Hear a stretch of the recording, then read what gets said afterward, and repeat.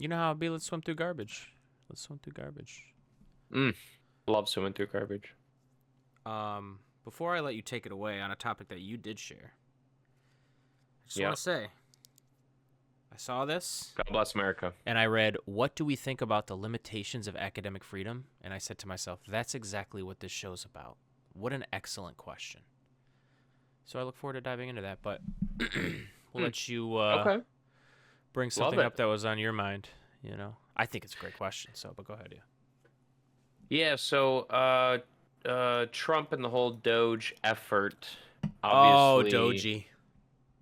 And a good chunk of this is sort of Doge inspired, Doge adjacent, if not Doge themselves. But the whole administration is adjacent to the administration, if that even makes sense. But go ahead.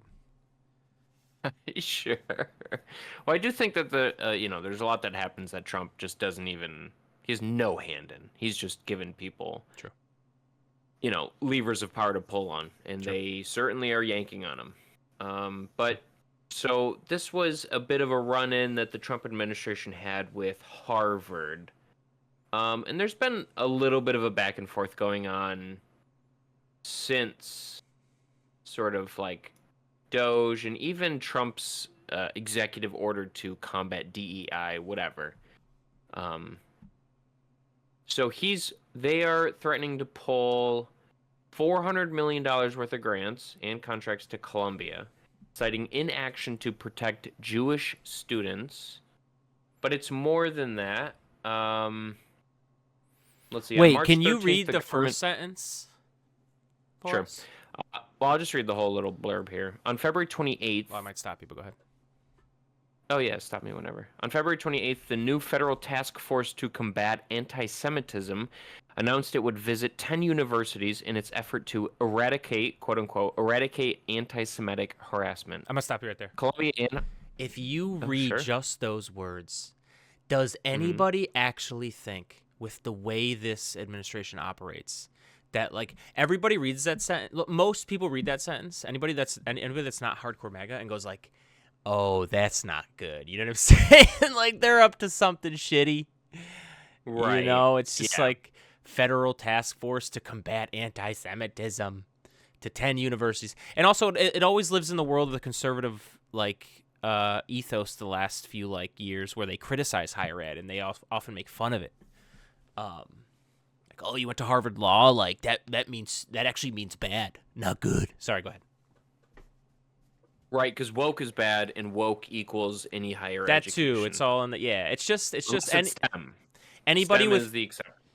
Sure, yes. And anybody with two brain cells that dances around reads the sentence and goes sorry for having TDS and thinking this is only going to go poorly or they're only up to no good. You know, I can't. It's always a fun, for me, it's always a fun, it's a fun little, let's say, exercise to substitute some words here, right? So let's say this. Let's go. Sure. Pretend it's 2020. Ready? On February 28th, the new federal task force to combat anti-Muslim sentiment announced it would visit 10 universities in its effort to eradicate anti-Muslim harassment. Right? Like, how is that received by people? Wait, I'm such a smooth brain. I'm trying to think that through. To combat Oh, okay, yes, but the government wouldn't have done something pro-Muslim in 2020, right? Or is there? Put it under the Biden admin and flip the language there, right? To be pro-Palestinian, and that would be a problem. Oh, I see. It's such a double standard for sure. You know, I mean, it's blatantly a double standard. Of course it is. Well, and just a quick aside, and bless her heart, but my lovely significant other, we and I were chatting. I think this was yesterday, maybe on the way home from grocery shopping, and she was talking about Trump and leading Easter prayers in the White House on Thursday, Friday, one of those days. Okay. Did they do some Easter prayer? Okay. And I was of the opinion that, hey, it's a secular government. I don't have an issue with the president leading Easter prayers. Let's not do it in the White House. You know what I mean? Let's not do it in the halls of Congress. Go, Yeah, but the government is officially secular. If you want to do those things, that's fine. Just remove yourself from places that signify the office. Do it in your own personal capacity, right? Like, I'm fine with that otherwise. And, she was sort of like humming and hawing about, like, yeah, I get that we're secular and blah, blah, blah. But, like, Well, look, because obviously she herself is a Christian, so she appreciates that sentiment. Sure. But for me, I was like, Bless. okay, well, we'll just flip Bless the language his heart. a little bit. Go ahead. Yep. Let's moving past that.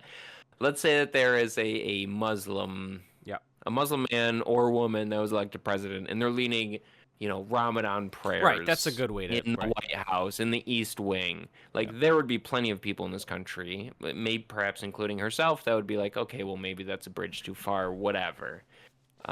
No, yeah, it's always introducing them to the different perspectives somehow to get them to understand. So I guess the thing that comes to my mind is I would just say, like, okay, if you're gonna do Easter prayers, you have to do all the, how like the Satanism temple. Am I even saying that wrong? Oh, who cares? No, you are right. You're right. Okay, yeah, Temple of Satan, whatever. I think it's the Satanic Temple, but Satanism is the ideology. We have a smooth brain here, and it's not you, but whatever. Satanic Temple.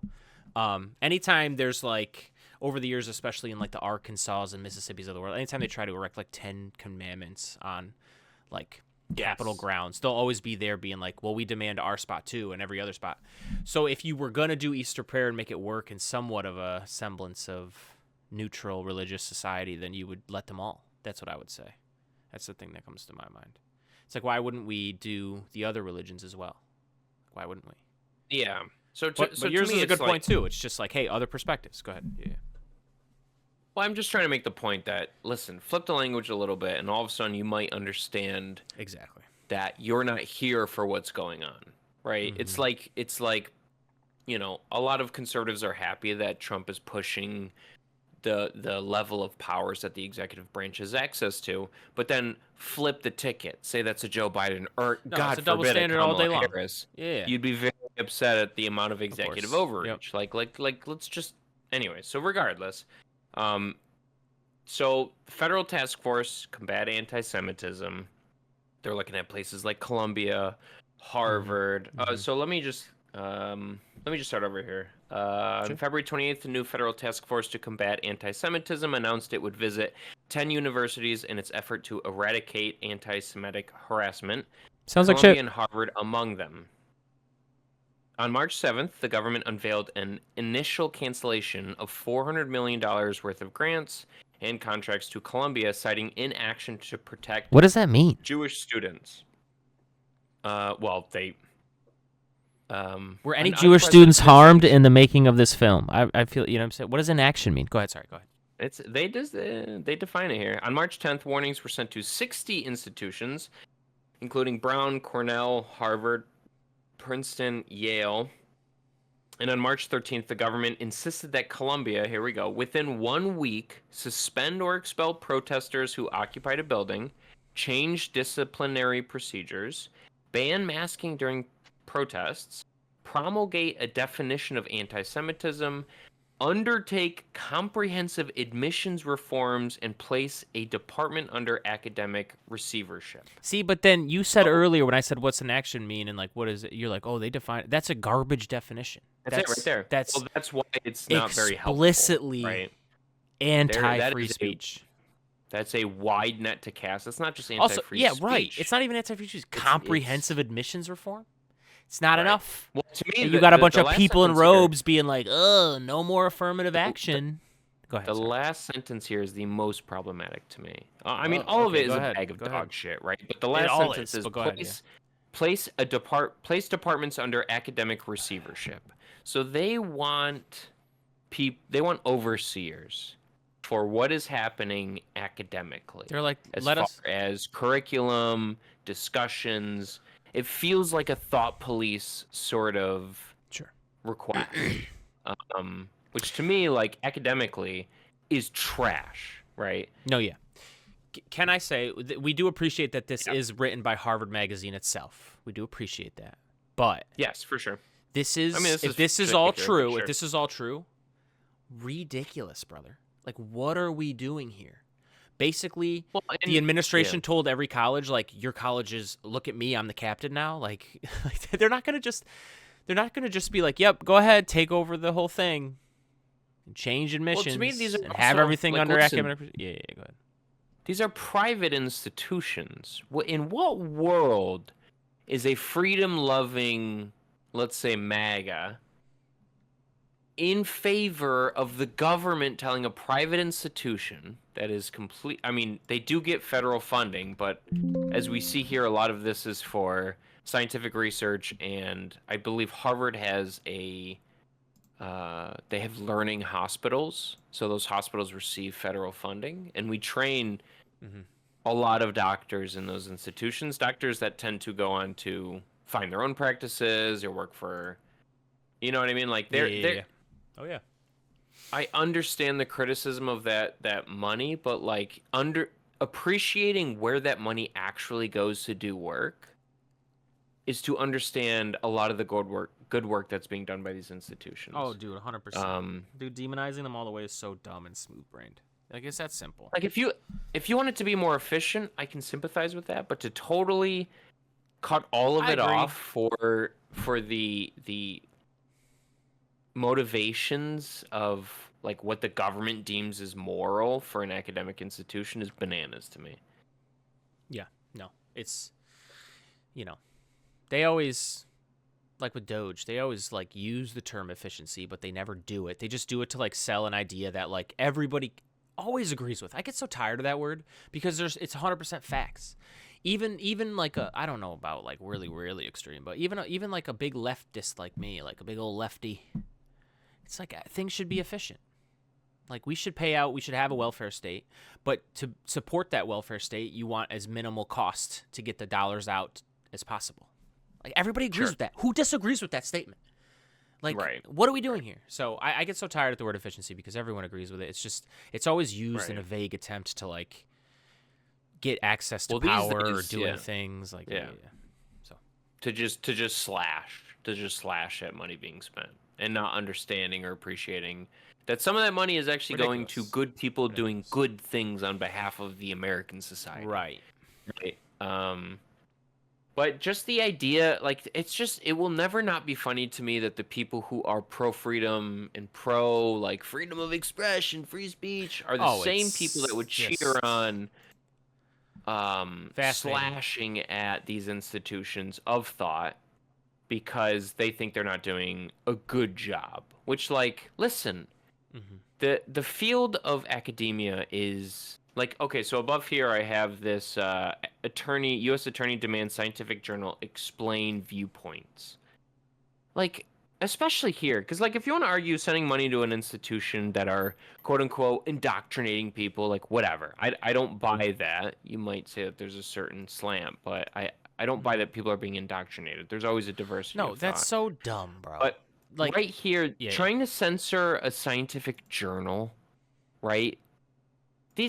It doesn't make any sense. The scientific community is the first. They are the ones constantly criticizing themselves, finding bad ideas, of course. Presenting why those ideas are bad, rinse and repeat. Like that is how science works. Yeah. So, a U.S. attorney trying to like censor. I don't even know what journal this was. Chest Journal. I don't, dude. This is how stupid they are. You know what I'm saying? It's just like a what?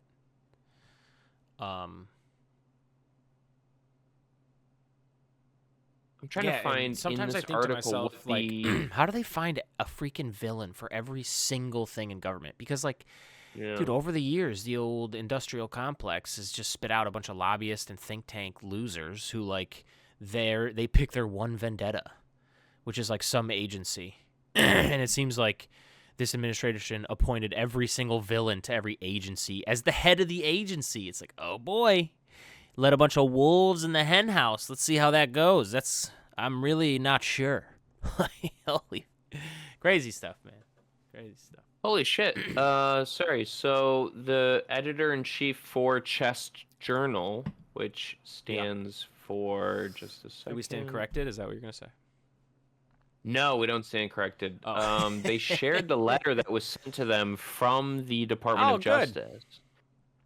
So let's bring the conversation actually back to Harvard in this vein, where didn't I don't know. I just saw a bunch of headlines. I don't read enough. I admit, dude, we're dumb here. We don't care. We're still gonna say things. But I read that like Harvard standing up to them was emboldening other universities, and that Columbia caved. Is this the demands that Columbia caved to? They're gonna let people have like, they're gonna let departments be under academic receivership, and they're gonna have comprehensive admission. Like, what are we talking about? Like, because I thought Harvard did this like big from the stuff that I read without researching at all, because I don't care. Anyways. It just seemed like Harvard was making this big stand that would cost them a ton of money, and it was very brave, and now there's more dominoes that might fall, which still stands on its own as, like, when one person stands, maybe the next, maybe the next. That's fine. Sure. But, like, why wouldn't you stand up to the most ridiculous, comprehensive admissions reform and place a department under academic receivership? Both those things are, like, non-starters. Who cares what else is there? Like, what are we doing here? Like, we have to admit people based on what? Things that you're going to write external to the institution that you have nothing to do with? That's insane. Right. That's literally insane. Sorry, go ahead. I do think that a lot of these institutions that are caving, quote unquote, are under the impression that they're like, okay, so publicly they're caving, but realistically behind the scenes, there's not a lot of like pressure they're going to get. Like, it feels like a lot of bark with no bite, is what it feels like a lot of these institutions are thinking. Like, okay, let's capitulate. Let's sort of, Yeah. And I let him know he's king, but then understand that not a lot of is literally going to change for us on a day-to-day basis. Just sort of pay the mouth service, which is what a lot of foreign diplomats do. They just pay mouth service to Trump because they understand that goes a long way. 100%. 100%. It's very obvious in the way people act around him. No doubt. Yeah. I appreciate that you kind of. I appreciate that we don't know what goes into these decisions, like Columbia University, like let's say capitulating, which I don't even know what that means. Did they? That's what I see. I don't know. Sure. Like I appreciate that we don't again have all of the variables at our disposal for the decision that was made. But I just feel like a couple things come to mind. You give an inch, they'll take a mile, right? Appeasement. Anyways, they're not fun terms. So, yeah. And it does, it feels like, though, if you're the one that resists, a spotlight gets put on you, and then the pressure gets put on you way more than, let's say, whatever other institution that just goes, yeah, okay, we'll remove DEI, and then they just sort of just get left alone. I don't know if that's actually the case, but it does kind of feel like DEI that. And their CEOs groveling to Al Sharpton, so that's the world we live in. That's wild to me. Although I think Target has bigger problems than just DEI. Of course they do. That's ridiculous. DEI is like... No, I mean that... Like, people, I think, with sense on the left know that, like, DEI is, like, good-hearted, but I don't think it's achieving what we're hoping it achieves. But it's good-hearted. Of course it is. Like, I'm not here to say, like, it's of bad intentions. It's of good intentions. It's just, are we asking ourselves what we're actually achieving with what we're putting in place? And are we rethinking that if it's not really, you know what I'm saying? Anyways, that's another thing. Sorry. Yeah. I meant more, I don't know, it just feels like a lot of lip service, but regardless, let me read off the letter that the DOJ sent them and sort of just a quick piece here on. So, okay, Laura Damasi, a communications specialist with the Chest Journal's publisher, the American College of Chest Physicians, confirmed that the organization has received the letter posted by Reinhardt. So that is whoever posted publicly on X this letter. Its content was posted online with our knowledge, Damasi said. Legal counsel is currently reviewing the DOJ request. Now, here's what's crazy to me. The American College of Chest Physicians is a professional group with about 22,000 members in pulmonary, critical care, and sleep medicine. What the fuck bone does this administration have to pick with this magazine? That's crazy what I mean when I say he appointed every single goon that, like, knows somehow every corner of every agency, bro. And that's how you're just like, wow, they found you? Like, it's what? Weird. Yeah, right. Like, what dark By the way, not even found you, but you're a totally independent of government journal. It's like, what? Right. It's like, what? I can't imagine they get much funding, but let's. A statement on the publication's website states that CHEST applies, quote unquote, strict peer review standards to ensure scientific rigor. Which, by the way, most scientific magazines, most anything scientific as far as like academic publishing, that is just how science works. It is the best weapon we have to filter out bad information. These aren't 4chan posting sites. There's actual effort that goes into this that's not incel-like smelling. Yeah, go ahead. So let's read the DOJ letter.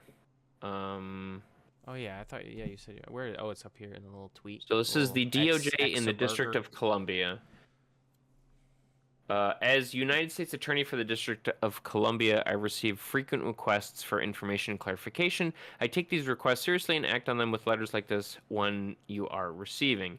It has been brought to my attention that more and more journals and publications like Chess Journal are conceding that they are partisans in various scientific debates. That is, they have a position for which they are advocating either due to advertisement or sponsorship. That's the public bullcrap. has certain expectations. That's already bullcrap. Sorry, go ahead. And you have signed certain responsibilities. Would you please answer these questions? All right, so they send 6 questions here that the DOJ would like responded to. Wow. How do you assess your responsibilities to protect the public from misinformation? The administration should ask itself that. I have no problem with that question being asked, but no, yeah, of course not. But the administration should ask themselves that. Right. Sure. How do you clearly articulate to the public when you have certain viewpoints that are influenced by your ongoing relations with supporters, funders, advertisers, and others? What do you mean, and others? Everybody that supports you? Go ahead. Do you accept articles or essays from competing viewpoints? What? How do you assess the role played by government officials and funding organizations like the National Institution of Health in the development of submitted articles? Bro, they hate the NIH. Go ahead. Yeah, they really do. Dude. Handle allegations that authors of works in your journal may have misled their readers. Blah, blah, blah. Please respond by May 2nd. Edward R. Martin. I am also interested to know if publishers, journals, and organizations with which you work are adjusting their method of acceptance of competing viewpoints. Like this bullshit wording, bro. Like it's the old Tucker Carlson, like, I'm just asking questions. It's like, yeah, but they're fucking horseshit questions. Like, what are you talking about? Right. Like, this is clearly worded in a certain way. This is what upsets me, right? Because, like, viewpoint diversity is incredibly important in the scientific debate. Of course, dude. But we have to have an understanding of what is legitimate academic viewpoints. So this is what frustrates me is people say, like, allow equal access in scientific classrooms about viewpoints. So you could have young Earth creationism stacked up against, but that doesn't make any sense when in the classroom it should be proof and evidence. That makes no sense when it needs to be proof and evidence. That's the problem with having, like, oh, you should have creationists. But, okay, can you prove or do you have evidence of your creationism theory? I don't. Bye-bye. Bye-bye. Like, it's... Well, again, so it's like, okay, so, you know, in 3rd grade, do we have to teach about, like, flat Earth and round Earth? Like, no. We have to have a conversation surrounded by the facts that we all should be able to agree on. Right. Which is what the scientific community does a pretty good job doing. And here's the thing. Do you know what happens to scientific journals that don't do a good job at being in good faith? They get fucking left behind. Because people who are scientists understand how to parse through legitimate presentations of evidence and theories. So it's just like, it's crazy to me that the DOJ feels like they have to send letters. Like, what?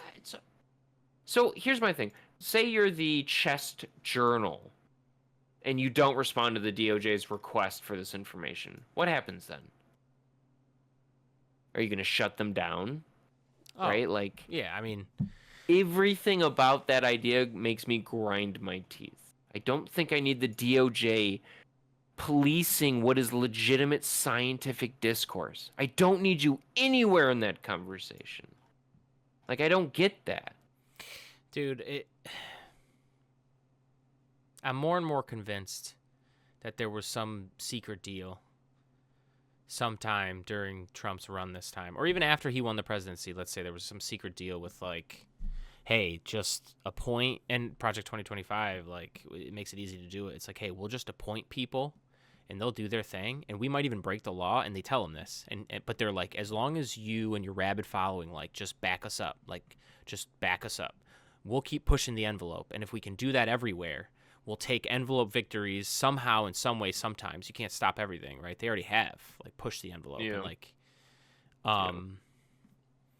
and then maybe even we push the envelope so much it can break everywhere, and we like get as much as we can. And that could mean even a lot more. I'm convinced that was agreed upon, because the man golfs and truths so much that even the biggest MAGA, if they added it all up, could not admit that like all the things that are happening on all the fronts are just because Trump is telling people everything and making decisions. Like, it's not a thing. So he's just, and then like the internet claims, I saw that there was some photoshopped picture of a tattoo on that guy who shouldn't be in El Salvador. That whole big thing with that guy. Oh yes, the MS-13 which is, and tattoo. and Trump held the picture up, the Photoshop picture in like the Oval Office or something. I didn't. Again, I read too many headlines and don't dig in. Didn't dig in. Didn't even see the video. I don't watch the White House video. Could I give a shit? You know what I'm saying? But dude, if that's true, that's like, again, that just feels like, hey, we'll get it. We'll execute everything and just back us up when shit gets hot, and maybe we can push the envelope everywhere and break everything. That's what it feels like. So, real quick, I'm sorry to rant and then try to. Go ahead. Yeah. Unless you had more to add there, I just wanted to round that off. I was going to round it off with, like, I do want to hit that question of what do we think about the limitations of academic freedom? Like, where did that question come from in your mind? Like, what were you thinking? Well, so, again, the more that I bear witness to the Trump admin, the more I try and ask myself, okay, how much of this damage is permanent? And I think the discouraging of foreign scientists coming to the U.S. to study, to maybe stay, right? Like, that is just cultivating bright young minds. Like, we are totally alienating that process. 100%.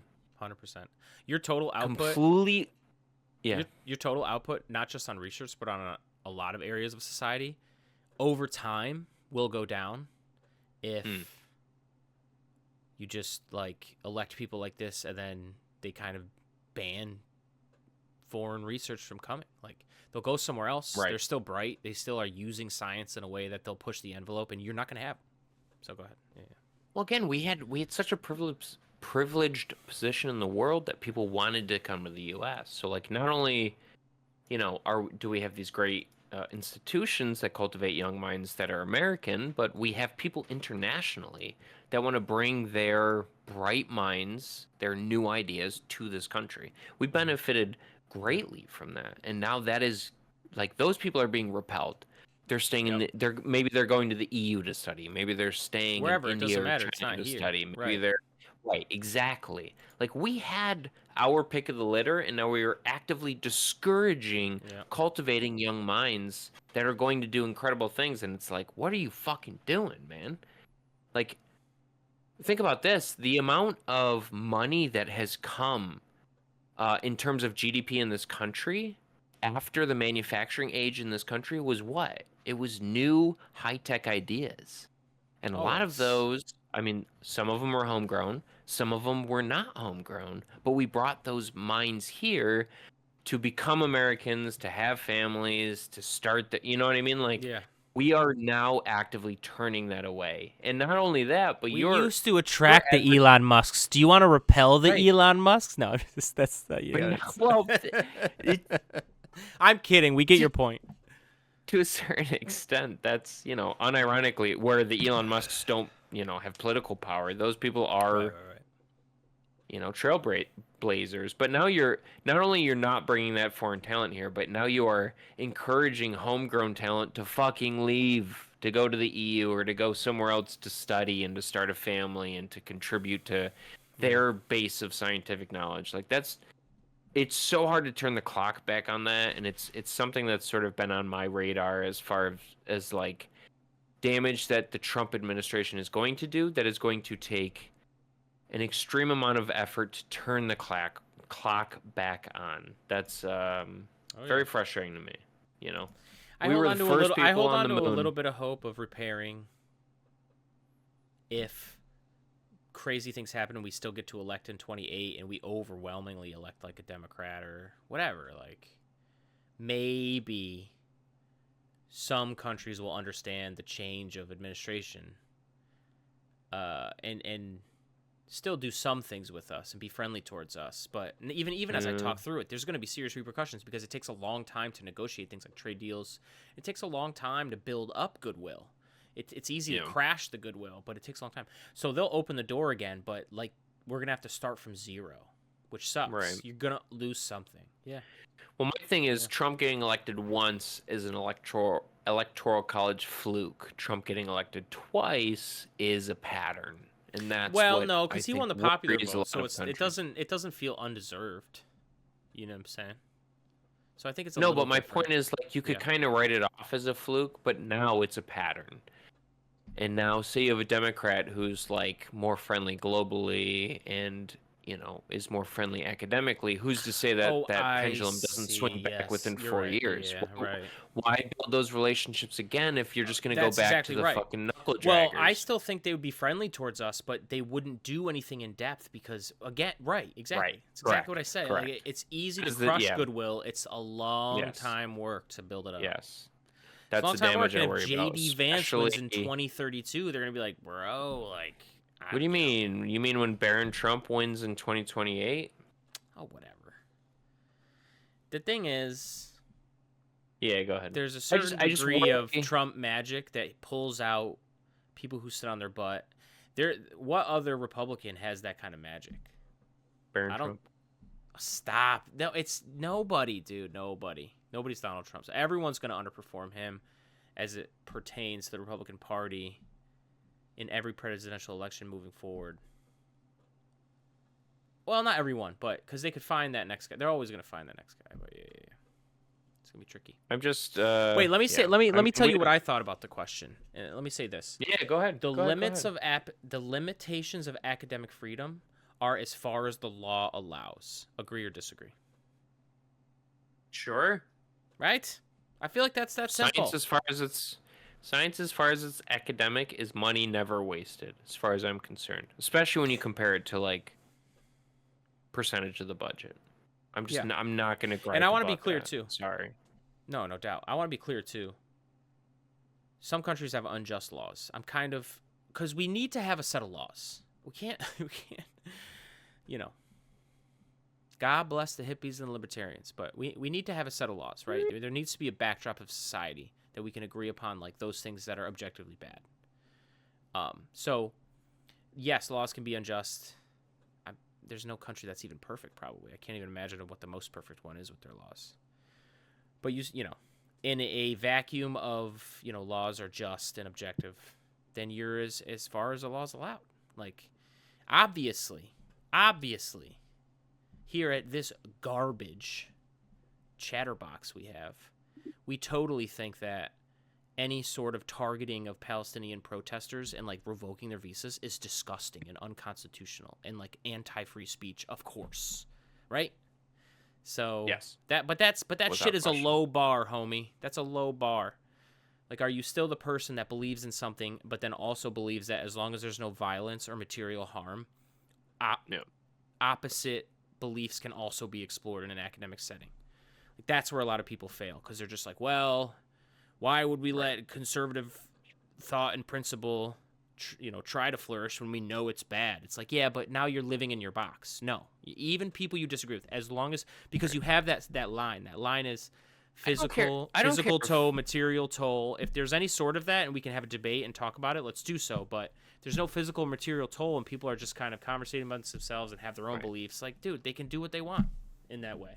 Go ahead. I don't care if they're not citizens. If you are in this country and you have something to say, I am fine with you saying it out loud. And it's crazy to me that it feels like we have to advocate for that position. It's because is that not the fucking heartbeat of the origins of our Constitution? Right. Like that's crazy to me. Even if you're illegal, why would you not be able to say your piece? And say it while you're getting dragged out of this country, whatever. But the fact that you want people to not even have the voice is nuts to me. That's part of the dialogue. Are we fucking stupid? we believe in that basic like human right, regardless of citizenship and whatever. Like you're a human, and I do think that there are like a set of human rights. Yes, but I not don't everybody think you should believes that. ever Not everybody respond to believes words that, with so. violence. Responding to words with violence is never acceptable to me. No, 100%. In any manner. 100%. Right? Like, I don't care if you stand in front of me and tell me my mom's a fat piece of shit. I'm gonna be mad at you, but I'm not allowed to punch you in the face. And that's that is probably. Sorry, go ahead. That's where I always had some, not total, but some faith in the laws we have, because we've always been able to say like, dude, someone can insult you or road rage you or whatever all you want in society. If you attack them, you're going to jail. You can't fight. Yes. Like you can't. And I wish like I could bait someone that pisses me off, because if they fight you first and you have proof, then they're going to jail. Right. Like you can't do that. You get to rail them out. Right. Sure. Now moving forward, I don't know. Like, yeah. Can you see this scenario where a Trump supporter gets convicted of like federal charges on attacking some like protester to the administration, and Trump gets wind because Fox News played it and pardons him? I could see that world. That world exists today. You don't think so? I don't think he dies on that hill. Bro, he didn't give a fuck about the January 6ers. Yeah, but he did pardon them all. But when he could, he did though. Do something. But I actually agree with you. Like, if you're a nobody, he's not going to stick his neck out for a nobody. Sorry, go ahead. He could have done it before he left office, and there was a lot of pressure for him to do so in 2020. Because you can get blanket pardons, right? Yeah. Absolutely. So that would have been devastating, because some of these people got pardons and got out and immediately got arrested on like child porn, like, and other things. So if they had blanket pardons, like depending on the wording, that could have been a nightmare. There's one guy that died in a shootout. Right, he got pulled over or January something. 6er. Yeah, and he's probably one of those guys that doesn't have a license, and his license plates are like private citizen. They just don't have time for it, dude. Go ahead. It was right. I'm traveling, not driving. Like, get the fuck out of your car. It's not how any of this works. Yeah, go ahead. But it seemed like a suicide by cop. Like, he wasn't actually. Like, I'm just fucking around that's with those beside the smooth point. brains of the world. But yeah. Yeah.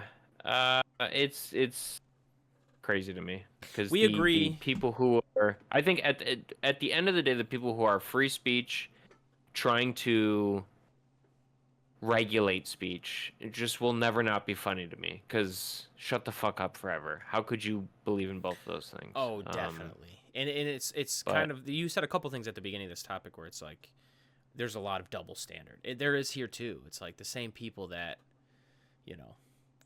scream free speech from the top of their lungs, like they get their boys in power, and the boys they have fealty to, and they're just trampling all over it, and they're just like, it's fine. It's like, where are you, Bari Weiss? Like, have you said anything, you dumb? Anyways. Whatever, Sure. man. They'll keep screeching. Sure. They'll start screeching free speech again when a Democrat is in charge, because how dare a Democrat? Those demon whenever rats. it's convenient. Whenever it's convenient for your cause. I'm pretty sure every demon rat is possessed by the devil.